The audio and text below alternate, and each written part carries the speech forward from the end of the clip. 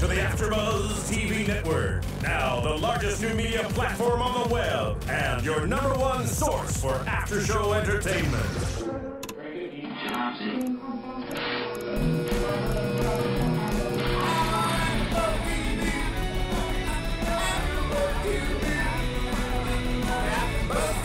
AFTERBUZZ Studios in Los Angeles, California. Presented by Maria Menounos and Bing.com and streaming live thanks to Akamai Technologies. This is AFTERBUZZ TV's Revolution After Show. We'll break down tonight's episode and get you all the latest news and gossip. If you'd like to buzz in on tonight's show, you can buzz us at 424-256-1729. That's 424-256-1729. And now, another post-game wrap-up show for your favorite TV show. It's AFTERBUZZ TV's Revolution After Show. Hi, welcome to Revolution's After Show. We are discussing episode 13. The song remains the same. I am your host, Megan Thomas. Bing is for doing, and I'm here with my wonderful co-host, Larice Shamar. Larice Shamar, hello. How are you today? I'm awesome. Great. And Brandon London is out of town. He's a fancy football player, so he's got fancy football stuff he's got to go do. But he'll be back with us next week. So this episode, we got something very, very, very important. Yeah, very. I think so. Yes, we did. And what we got was the explanation from Rachel, which I think was the most important thing, right? I think maybe, I think Tom being captured is like a real important thing, too. Okay, that's important, but I will say I've been waiting 13 episodes to figure out what caused the blackout. Yeah. So now we got that. So we're going to get into that in 1 second, but let's first talk about Major Tom Neville, and he seems to be going on a downward spiral. I think every episode's like Monroe's starting to lose faith in him and just kind of really question his ability as a leader. Yeah, because first it was something to deal with his son, and then he let Miles Matheson get away. He had him right there in his home. But Miles get away from everybody. He no does, matter what. man. He got away from Monroe, too. Like, his fighting skills is impeccable. Right, because he taught everybody. That's why. So now we've got an issue with Monroe not trusting in Major Neville. So this is kind of the last straw for him. Yeah. He sends him out on a mission to go retrieve something very important. And Randall the hater says to him that he really doesn't, he doesn't believe in him. He's kind of just like, you're kind of a weak guy, Yeah. You've messed up a lot. I don't really trust in you. So now Major Neville has a lot to prove. And especially because I think it was important to see that Sebastian Monroe calls him a friend. He's like, you're one of my oldest friends. Like, yeah. And that was deep because you remember last week we talked about he doesn't have any friends. Nobody. Yeah, since Miles. Exactly. Miles was his only friend. So he really, I think, under it all, Sebastian Monroe is really rooting for Major Neville because he's like, yo, this is it. If you don't do this, I gotta trust, Randall. Yeah, I think overall what it is with Major Neville is that he's kind of losing himself because he lost his son. And his son was basically his most prized possession because he felt like, hey, you're part of me. You have to kind of like represent me and the Monroe as a whole. But his son has let him down in so many episodes where he kind of betrayed him. So I think he's kind of losing that faith in himself because his son wasn't able to kind of continue to follow in his footsteps and be the soldier and be the man that he wanted him to be. So that has affected him so much so that now he's not that awesome? I think he's not thinking clearly right now. And I think that's kind of like a cloud in his judgment because now he has to think about that, hey, because I told everybody my son is dead, what if my son comes back now and then Monroe finds out I lied to him? But then also with Randall Flynn in the picture now he's kind of competing against like Randall Flynn to kind of be Monroe's #1 guy now because Randall Flynn has a lot to offer, even though he said he don't want much, but he really has a lot to offer because he has power. He has the capability of bringing power back. Neville only has the capability of tracking people down and killing people, but at the same time is that Monroe's losing his faith in Neville because it seems like every episode something's happening with Major Neville when he's not basically like upholding his end as being a leader and a commander because the Monroe family is actually dying now. Yeah, and I think it's even scarier that now Randall is in the picture and that, you know, he's kind of being trusted. Because think about it. For this man to have power, he has the electricity to do stuff. He just doesn't have the manpower, the army to implement it. So now he joins forces with Monroe, and he does have the army behind it. Yeah. Why does he still need Monroe? At this point, Sebastian Monroe should be scared and should really be on edge, like, yo, what does this dude really want? Because he's just saying, oh, I'm just a servant. I mean, but at the same time, I think Monroe just have that narrow vision now. Well, his vision is that I just want power. But Randall Flynn is pretty much, as we discussed like last week, he's part of the reason why the power went out. So his picture is a bigger picture where he kind of putting the puzzle together where, hey, I have a small army that's kind of defending certain products or certain material that I have, but Monroe has a whole almost half of the northern United States supporting him in the Monroe Republic. So now he looks at it, you have manpower, you have artillery, I have the power of, I have power. And I can get you everything else that you want if you just kind of follow in my footsteps. And like I said last week, I think Randall's really going to be that guy that's going to pull his trump card and be like, hey, I gave you this. Now you have to do what I say. Yeah, and I think that's what Sebastian Monroe is very smart. Yeah. So I'm hoping that he sees through this and he's like, okay, I'm just going to have to use this Randall guy until we get to a certain point, because there's going to come a certain point in time when there's going to be a struggle for power. Oh yeah, it's definitely going to be, you know, they're going to bump heads, and so he's got to know that's the next step with this crazy Randall dude. So here goes Neville. He goes out on this mission to retrieve something from this cement factory in Findlay that we find out. And on his way there, the rebels, you know, it seems like they're getting their camp together. You see them fighting. Miles is teaching them to be excellent swordsmen. And they've put together a scout network now. So they have the little mirrors, which, by the way, I think they were like mirrors on the front of an iPhone. That's what I thought. I was like, is that like an iPhone? Like, it had like the circle. I was like, that's an iPhone? What else can you use an iPhone for if you don't have power? So I was like, oh, they got mirrors on the front of these iPhones. I know, right? But that helps them to send the signal all the way back. And this has got to be at least, what, 30 miles out, because you hear Miles say they're about 30 miles away. Yeah. You know what I mean? Or 30 minutes away. So this is miles away that they're like showing. It's like mass communication through like sunlight and mirrors. We got to keep that. We got to remember that. Remember when the lights go out, like, hey. Keep your mirrors. Keep your phones. Keep your phones. Keep your phones. Keep your mirrors in the event the lights go out. That's how we will signal each other. Hopefully it works. So it works. So they are able to put together some, you know, they have enough time to kind of come up with a plan of what are we going to do, because they're driving. Yeah. So we've got to stop them. So they end up putting together, what is it, a bomb that blows the car up? I think it's pretty much a minimum, like a small explosive, but inside the truck, that truck had like more explosive in there. So that's what called the bigger explosion, because the first truck exploded and then it kind of like stunned Major Neville. And he just kind of like, what happened to me? Yes. And so, you know the crazy part about that whole ride? He's listening to Lionel Richie, and he's kind of like becoming like more like on the softer sides and talking to the young gentleman. He's like, oh, you don't know good music? And the guy's like, no. Where would he have heard music from? Definitely not an iPod or anything. I like the picture they kind of showed Lionel Richie. I know, iPod. That's so funny. They really used Lionel Richie. Now, hold on, quick question though.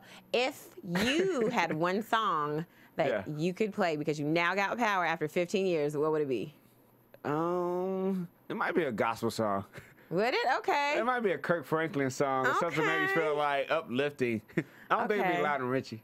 I think mine would be, it would be a Stevie Wonder song. Any song. Isn't she lovely?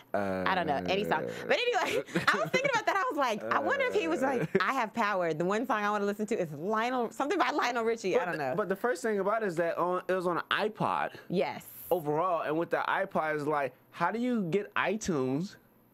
Because it's already stored on your phone. You just have to power it up. Okay, I was just really wondering. You've never done that? I've had an iPhone that has been turned off for like a year or so, and then I was like, let me see if it works again. Sorry, I don't have iPhone products. Oh yeah, well, we gotta get you into 2013, Larice. Yeah. Yeah. Okay.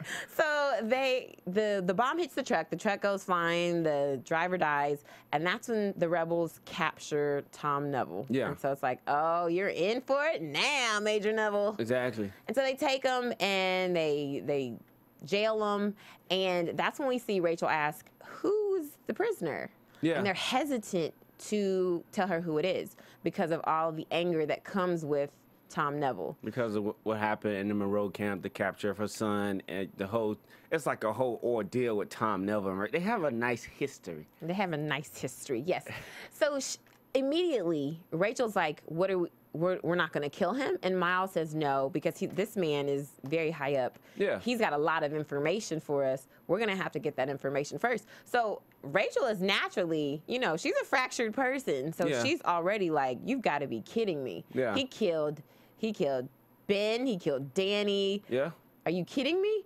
So, she's there. And here's the thing what I thought was really good was that Charlie joins forces with Miles in this instead of being on her mom's side. Yeah. She's like, no, we gotta. Surprise. It's a surprise. It's finally. a surprise because then Rachel actually tries to go kill Major Neville. She goes, knocks the guard out, and here's her daughter saying, no, Mom, you can't do this. I want to kill him too, but let's get some information first, and then we'll kill him. I think overall what it is with Charlie has become numb now. Like, everything that has happened, she lost her father, she lost a lot of great friends, she lost her brother. And now it's just like, it's a bigger picture just killing one person. It's about, let's try to beat the Monroe because we don't have any power, we don't have anything to basically prevent us from being killed. So let's be the bigger person. And with Miles keeping Major Neville, he's a military guy. He kind of he want to torture him and letting him know, even like when he goes in to torture him, Major Neville kind of like, he toys with them. Yeah, and he says, how did it feel to bury Danny? Yeah. Like, dude, like, here they are playing these mind games. Hot button. Right. So you want to die, basically. And then, Miles tells him, no, we're not going to kill you. We're going to wait till you heal. Yeah. And then we're going to beat you up again. Overall, it's like, Miles kind of felt it because, like, Major Neville actually started, like, really touching a subject. All he kept talking about is the killing of Danny. Like, the reason Danny is dead because you, Miles, everything you've done. And then Miles just kind of get angry to start punching. Yeah. I like the little physical, like, abuse that he gives him. And but like you said, he kind of tells, like, we're not going to kill you. We're going to let you heal. And we're going to do this all over again. He kind of uses military tactics to be like, it's just a torture factor until we get the information that we need. And if you notice, the torturing from the Monroe camp is very different from the rebels. Yeah. Because the crazy dude, what's his, the guy who was the torture man. Oh, yeah. For the Monroe camp was using all types of tools. I mean, it made my skin crawl. But then Miles kind of like, at first he kind of like look at all the tools and stuff. What can he possibly use? I was like, is he really going to use that? He's got a hammer, though. I was like, yo, he's like, the other dude had all types of weird looking. Miles pulls out a hammer, like, That's all he had. But think about it. He was like, I'm not even going to use that. I'm just going to use my fist to your face. I think the aggression from, like, Major Neville kind of playing on Danny and Miles' emotion about Danny being killed in the last episode. And Miles is like, you know what? It's personal. It's not even business. It's more personal than anything with Miles right now. But he has to keep a level head to where he's like, hey, I got to do what's good for everyone right now, not just personally myself. And like how Rachel wants to kill him, he's like, no, it's a bigger picture than killing one person because the Monroe family is still there and they can come after us at any time. Yeah, and I think that's the point that Charlie makes to her mother when her mother goes to try and kill Neville. Yeah. And so her mother says, you're just like Miles. And then her mom leaves and she runs into Miles and she says, what kind of world is it where you're better for Charlie than me? And she starts crying. And I think she comes to the realization now, like, Charlie is no longer a little girl. Yeah. Charlie is a grown woman, and she's making grown woman decisions. She has to. She has to. This whole war has forced her to grow up. Yeah. And she even tells her mother, she's like, you can't get emotional. We're in war. Yeah, like I said, Charlie has become numb now to where that everything she does is not even for the benefit of herself. It's for the benefit of everyone else, where she's kind of playing a part as that I'm a killer now. But I'm killing in the defense of I want to be safe. I want to make sure everyone else lives. Because you look at every task or a dangerous event, Charlie's that person like, I want to do, I want to go, I want to go, I want to go. So she's really kind of built herself up to be numb, to be a protector. More so versus before is like she used to be that little kid. I used to be like, man, like, well, she just shut up, please, like, let Miles do what he does. Yeah, now she's a grown woman. Yeah, so and it's funny because Rachel says to everybody that Neville is the type of man that will escape. Yeah, and we got to kill him before he gets away. And so everyone's like, yeah, we'll kill him once we question him. So it's really weird because he ends up escaping. But before we get to that, let's talk about his son Jason. So Jason comes back. Yeah. Jason's now a rebel. He heals quick. He heals very quick after getting that beating from his father, getting the brakes beat off him. Kind of like, yeah. Yeah, so now he's, you know, he's with the rebels, and he comes to their camp, and Charlie's just like, what are you doing here? And of course, Miles is like, oh, no, you're not coming in here. Yeah. And he, like, sucker punches Miles in the face. He's like, that's for my mom. But at the same time, it's like when Charlie first sees him, like, her facial expression is like a relief that he's still alive, because she kind of feels like close to him again, but she really don't know this guy at all. So she still kind of got that soft side for Jason. Yeah. But the sucker punch, everybody's getting sucker punched. Like, what is up with this? But you know, Miles didn't even punch him back because Miles knew that he was guilty of, He's a better man than me, because I would have been like, what?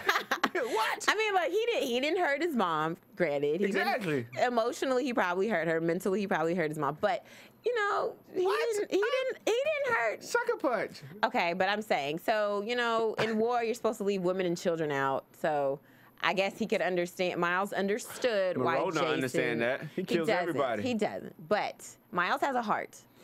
He does have a heart. And as you see in the episodes, he's getting more of a heart. Yeah, that's, you know what? Miles is actually growing to be a better person. Like, he's actually become the leader of the rebel camp now. So everybody kind of sees him as in a different eye. Yeah. So, which is good.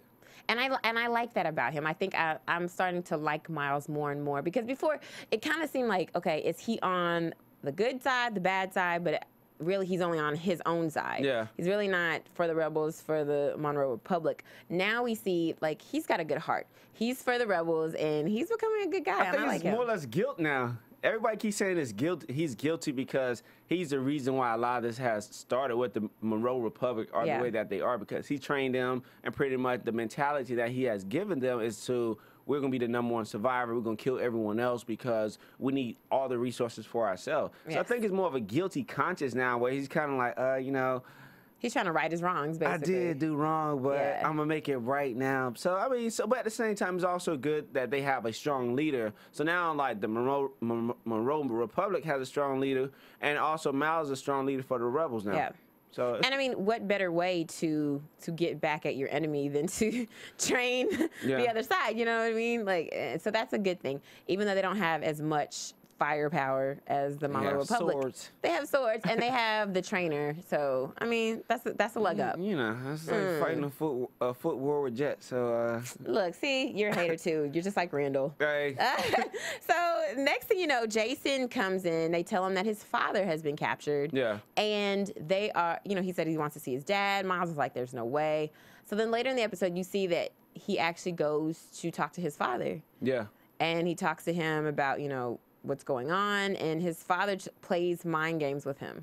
I think, you know what, like, he's such a deceitful person. Manipulator. And, like, overall, like, his job on this whole, like, show is to manipulate everybody, to control everybody, and do the best thing possible for him to continue to stay alive and get everything that he wants.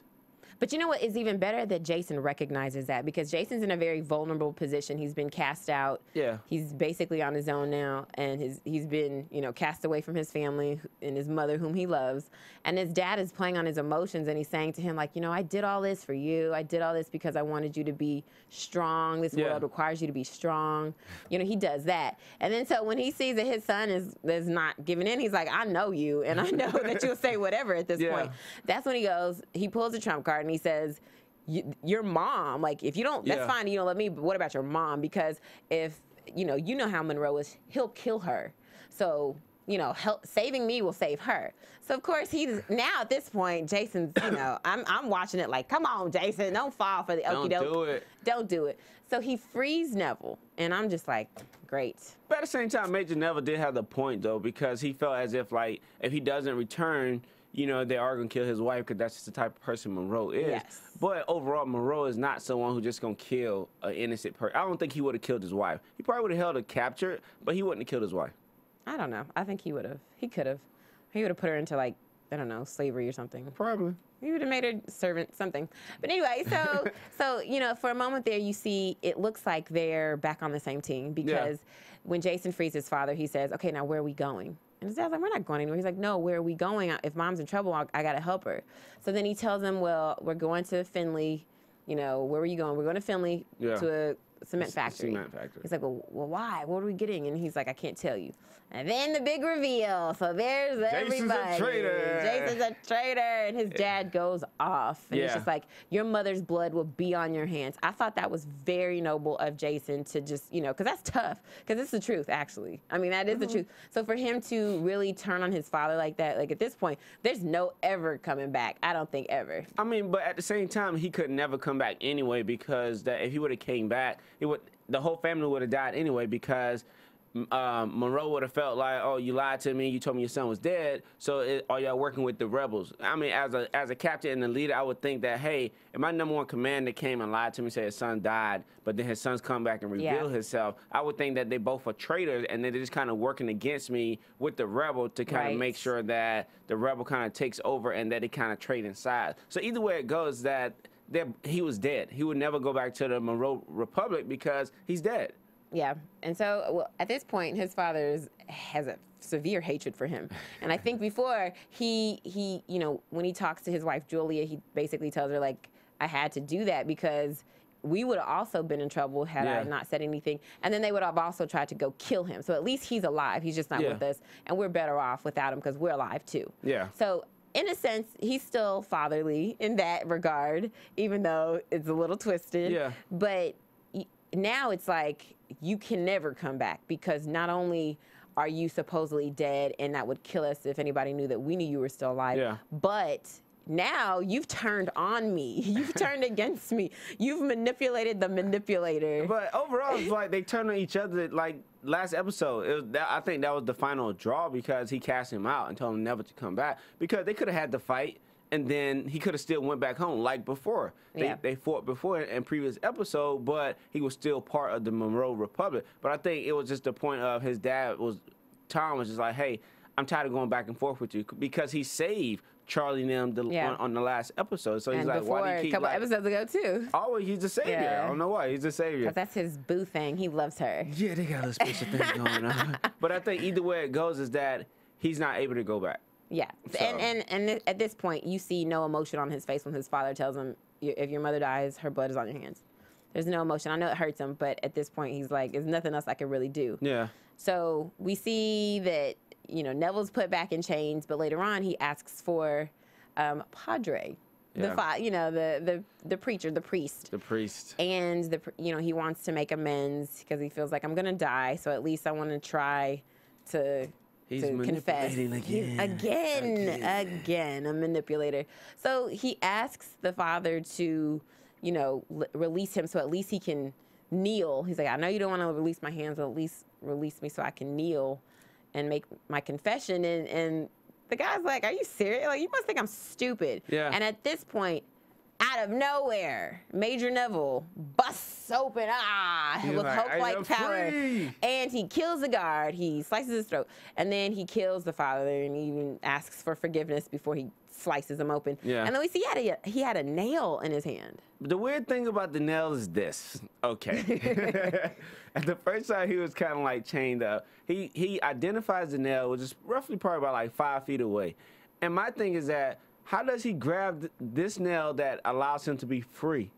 I don't get it. I don't know how he could have gotten it. I mean, did he like scoot his chair like this and then like rock back and try to like lean his hand? Like, how did he? But I think they would have heard that if he would have actually had any type of like a lot of movement inside the chamber, because there was a guard on the outside of the chamber. So that was my thing, is that how did he utilize the nail? First of all, how did he get the nail?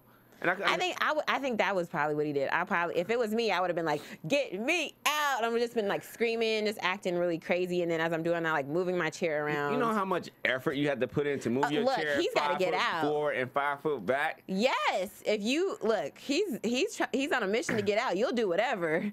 Okay. I would have done it. He ain't got nothing but time in there. Okay. What else is he gonna do? Okay, fans. We're gonna leave it up to you. Make sure you go and check out our iTunes and download our iTunes podcast. Make sure you rate us on this episode and all of our episodes. Our iTunes app actually put all your podcasts in order in a sequence from your favorite shows. But go to iTunes. It's a question out there. How did Major Neville get the nail and free himself? So please, please, please, please give us feedback.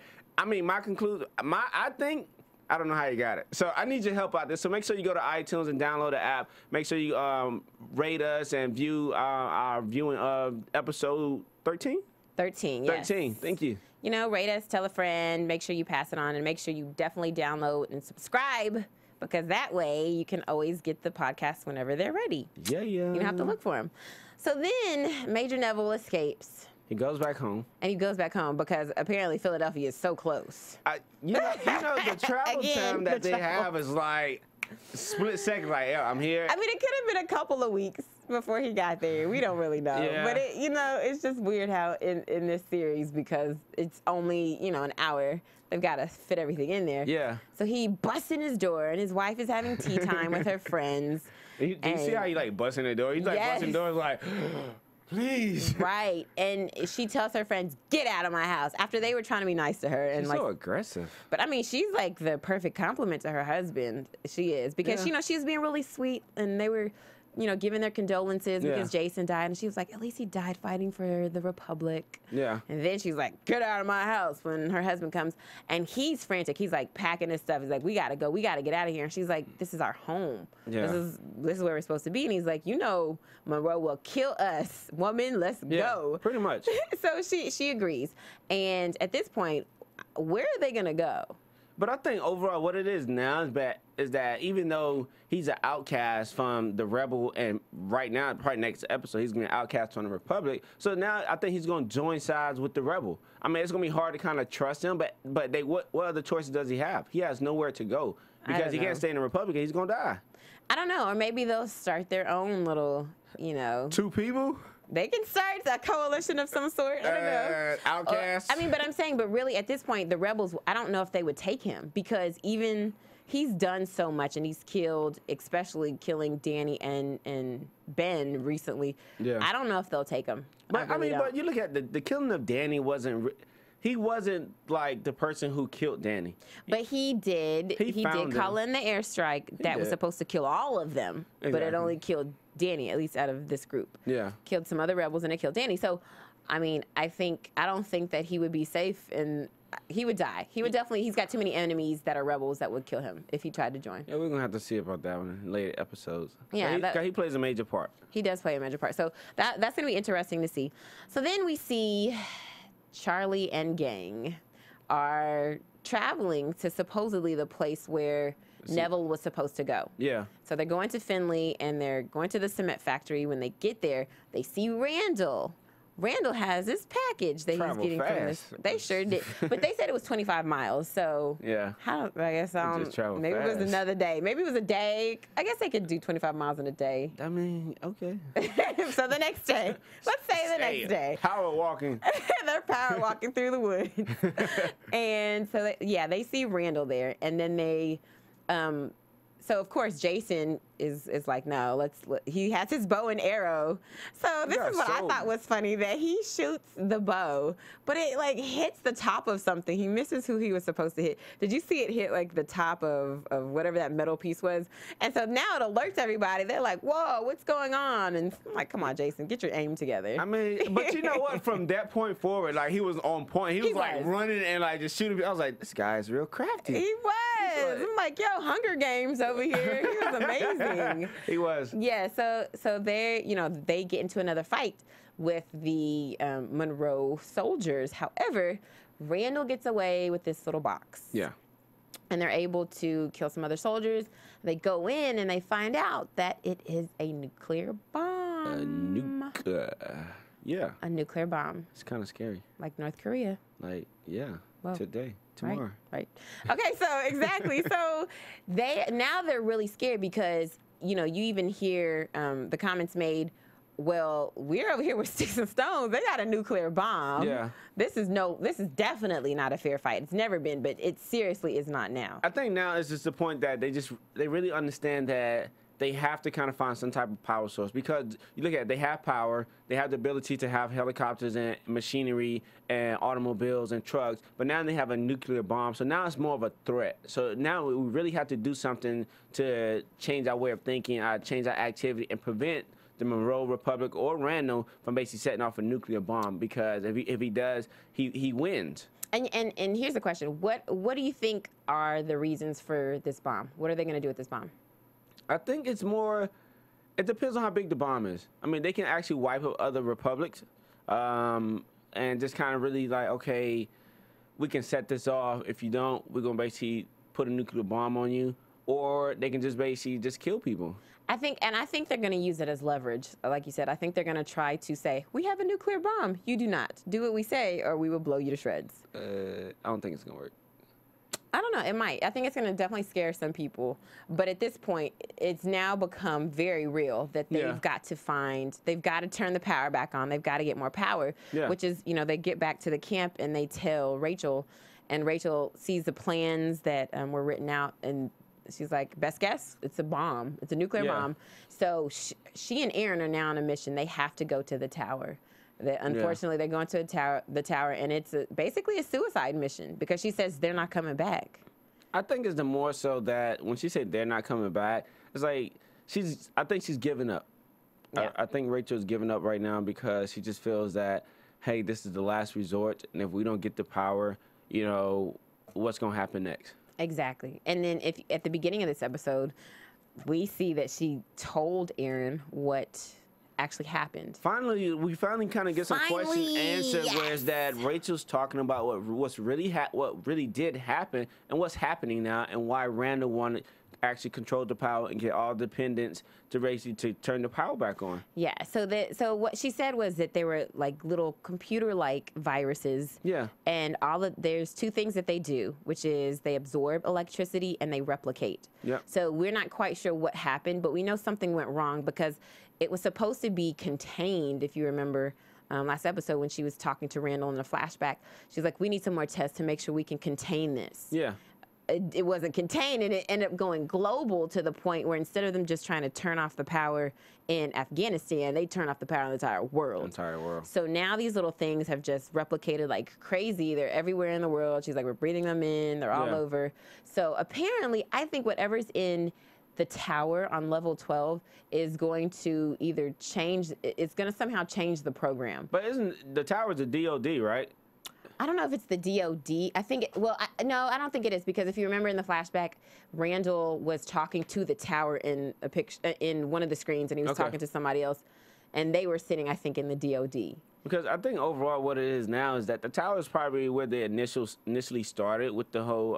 It's a power source. I think it's the brain. It's the central nervous system for whatever is going on. It's central command. So whatever is going on there, if you fix that, then it will probably turn the power back on. Exactly. So, but the crazy thing is Aaron, as she's like explaining this to Aaron, Aaron's just like a little kid. He's like, oh my gosh, like he's really like in tune to everything all the pictures, everything that's written, and he's like, he understands this. This is his world. He was in Google. But I'm saying, he's a tech guy, and what she says is this is basically a program. These little viruses are computer programs, pretty much, and that is right up his alley. Yeah, he's a computer programmer. He was happy because think about it: if you're a tech guy and there's no electricity, what are you going to do for 15 years? Nothing. Nothing. Unless you become a farmer or something. Exactly. So, and that's what he's done. And so this is just making him so excited because, of course, now this is his realm. Yeah. All he needs was power, and he's back into his element. Yeah. And so now Rachel knows she's got to go to the tower. She's got to go because if she doesn't, then the entire world is at the mercy of the Monroe Republic. Yeah, that is true. So they decide to go, and it's a little sad because she says that they're not coming back. And, she has a moment where she talks to Miles about it. Yeah. A very steamy moment, I might add. You know what? I knew it. I just felt like they kind of had that chemistry. Because you know how you see people and how they kind of interact amongst each other. And it's just like they kind of give each other that eye. It's like how Charlie gave Jason that eye. Like, oh, I'm kind of attracted to you. I have feelings for you. But Miles and Rachel has done this in several episode. Yeah. Even the last episode when they went to go see what is the guy from the last episode where they got all the house they went to. You talking about Malik Yoba's character? No, the other one. Oh, John. When they went to John's house, when they had that moment and she was like, back up. Yeah. From me. So I just think it's like it's been coming. I kind of expected it. I'm kind of glad it finally came out. We just have to see what's going to happen. That's not a sister-in-law interaction. That is some. So what do you think? Do you think they had an affair? Or do you think this is just pent up from them being around each other and this is like the first kiss they've ever had? No, I definitely don't think it's the first kiss that they ever had. I think it probably stemmed from when the Monroe Republic, when she was captured, from there. Oh, well, I think it was before then. I think it was maybe when the lights were still on. I'm trying to give them good faith right now. They're cheaters. No, but I don't know, because it seems like she really loves Ben, you know, when he was her husband. So it's really hard to say that they had an affair. I don't know. I don't want to believe that. I just feel like I just don't feel like that. I wonder would they ever tell it though. I think they will. I hope so. I hope they don't do us like they did everybody in the show Lost, where they never told you anything ever. Yeah, but I don't think she's not gonna die. I don't think Aaron's gonna die right now, because they're too important. You know, they both of them tech people. They really kind of understand what's going on, and they have the only capability of helping the rebels out to restoring the power for them. But I think because the way that Miles explains it, he says that they have to go across the Plains Nation. They got to go far. They're going like halfway across the U.S. So why don't they need some muscle power? Because neither one of them is really the brawn. They're the brains. So I think they should have taken somebody with them. And I definitely think, even if it was Charlie, and I know she had, you know, Rachel said, I have to part with my child because I'm probably going to die and I don't want my child to die. And I understand that. But now she's parting with her daughter yet again. But she doesn't have a problem parting with, like, Aaron can come. Aaron can come and die with me, but my child cannot. And, you know, she tells Miles that he has to take better care of Charlie than he took of her. I'm like, what does that mean? I guess what he means is that do not leave me, because, you know, he left her as a prisoner in Monroe's camp. But now it's like y'all working together, because she initially probably thought that in the beginning when the power went out, when Miles kind of like got her in Monroe camp, that he would be there, help support her, and he wouldn't let any harm happen to her. So now it's like, now you have my daughter, protect my daughter. Okay. I can see it being that. And was it you or Brandon who said last week that you thought that maybe Charlie was his daughter? I think Brandon said it. I don't know. Now I'm starting to think it might be right. You don't believe that theory? I believe it, but we'll have to wait and see. I don't know, because now I'm just like, what is going on here? But you look how she departed this time, because like when she first left, when they was like little kids, she's like, she promised that she would come back, you know, like stay with your dad, I'm coming back. But now she's like, I'm not coming back. Yeah. So you're an adult.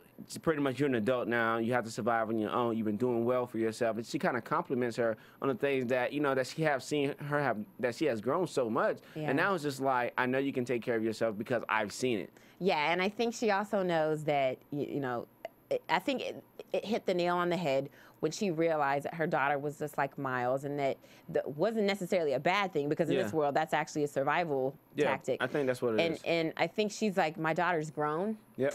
I'm not even going to lie to her. I'm going to tell her that I'm leaving, and I'm going to be honest with her and tell her I'm probably not going to see her again, and I'm probably not coming back. And that was big, because this is it. Like, you know, they don't have any other family. It's just them two. And for her to leave her daughter yet again. She's not going to die. I don't know. I mean, I just think it's so tough. I don't know whether to say, is it selfish or is it selfless that Rachel would leave her daughter again, and this time by herself, because there's no dad or brother? I think it's selfless, because the fact that she's telling her so that she can continue to be strong and fight for the fact of, even if I die, you're still fighting for a great cause. Okay. I think that, I will say, I get your point. But I also think that, I feel like she should have let her daughter come with her. No, I'm sorry. I wouldn't. Why? I would not want my child to kind of experience what I'm about to experience, when she can be here and be more safer here than for the both of us to fend for ourselves, because Rachel is not a fighter. Okay, so yet again, that's why she needs to have some muscle with her. And Charlie is clearly muscle, honey. But she can take care of herself. They're going to need somebody that has fighting skills on this trek. I think, like, where they're going, there's no such thing as a Monroe Republic, because I think that the tower is not in Monroe's camp. No, it's not. It's way over across, like she said, past the Plains Nation or something. So I think they would kind of come across like more rebels, and they probably would assist them like passing through. And they probably have a bigger issue like once they get to Tower 12, because Randall do have somebody there. Yes. Actually, probably has several people there protecting Tower 12. I don't know. I think she's just maybe I'm wrong. Maybe I'm wrong, people. But I feel like she should have taken her daughter with her. And if they die, they die together. Such a woman. Everybody can die at any moment at this point. You know what I'm saying? Nobody's safe anywhere. We've seen that. So why not take your daughter with you? Maybe you get a couple more days with your child than you had before. But at the same time, it's that thing that when you kind of have your child with you, then you kind of defending for your child, and it kind of takes your mind and your focus off the task overall. Because now you feel like, oh, I have to protect my child, versus like with Aaron's smart, but at the same time, it's like every man and woman for themselves, versus like, oh, it's me and my daughter I'm looking out, but I have to look out for myself. Okay, I guess you're right, Larice. I'm just saying. I guess you're I'm getting from a guy perspective, like, you know. No, that's like a dad. You sound like a good dad. Hey, you know. So here they go. They go on this mission, and it's really sad yet again because now they're leaving. Yeah. And they're on the mission to go to the tower, and Charlie is left by herself, and, you know, more importantly, she's left with Miles, and Miles now has to deal with, like, now I'm basically responsible, not only for myself and not only for the rebels, but I'm responsible for my niece because she has literally nobody else at this point. It's just her and I. Yep. So I think this is what helps open him up to be a more humanistic person, to show his softer side, because now he has to care because he's got somebody that he's taking care of. But yeah, you know what? I think now is that he feels like he have to take care of her. Cause like in the beginning, when she was like, "Hey, I have to find Danny," he was just like, "You're like an annoying brat. Just like stop. Just let me do what I have to do. Stay here." But now I think they actually need each other. Cause every time they kind of go on a mission, it's like it's Miles, it's Charlie. Then it's like they have everyone else. But Charlie has become a key factor in taking over certain buildings or fighting against the Republic. Okay, I guess I can agree with that. I can agree with that. Now we're going to go into predictions. Yeah. Predictions. And now, your AFTERBUZZ TV prediction. Okay, Ladies first. Let me just start and say the preview they gave for next week is amazing. Yeah.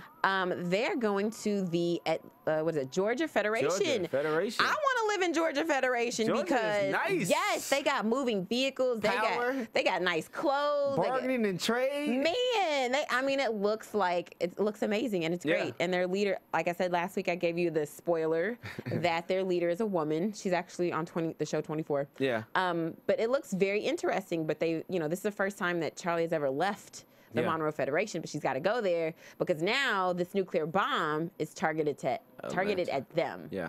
So now they're going to find the bomb. And I'm excited. I'm excited. Very excited. But at the same time, she kind of like, when she see Miles, I think they already had an encounter before because she kind of made a comment like, you kind of like left me before. Yes. So I think it's going to be that conflict. And Miles has done injustice to everyone by now, I think, besides probably the California Republic or whatever. Yes. But I think like everyone that he has came into an encounter or some type of like military fight or something. And I want to know how they have power. That's what I want to know. But here's what my prediction is. I think that I don't know if Rachel and Aaron will survive the entire trip. They have to. I don't know. They have to. I think Rachel definitely will. Aaron, I'm not so sure. He have to. Okay, so then what's your prediction then? Aaron's the only, between Rachel and Aaron, they're the only, two tech people on the rebel side. And they both understand the mechanism of the element of the absorption of energy and how they have multiplied to cut off the power source. So they got that in common. But also, I think Major Neville is going to make a reappearance to the rebel camp. I think he should just move away to the Georgia Federation, is what I'm saying. Everybody should go to Georgia Federation. It looks amazing. Hey, it looks good. They got great food. Right. Transportation. Right. So I am your host, Megan Thomas, and I am so glad that you guys joined us. You can find me on Twitter, Instagram, Facebook, @MegScoop. Where can they find you, Larice? I am your host, Larice Shamar. You can find me at Larice Shamar and TruePeoplesMedia.com. All right. The views expressed From herein are those of the host. Bing.com, executive producers Maria Menounos, Kevin Undergaro, Phil Svitek, and the entire AfterBuzz TV staff, we would like to thank you for listening to the AfterBuzz TV network. To watch or listen to other after shows and post comments or questions, be sure to visit AfterBuzzTV.com. I'm Sir Richard Wentworth, and this has been a presentation of AfterBuzz TV. Buzz you later. See ya. The views expressed herein are those of the hosts only and do not necessarily reflect the views of AfterBuzz TV or its owners or principals.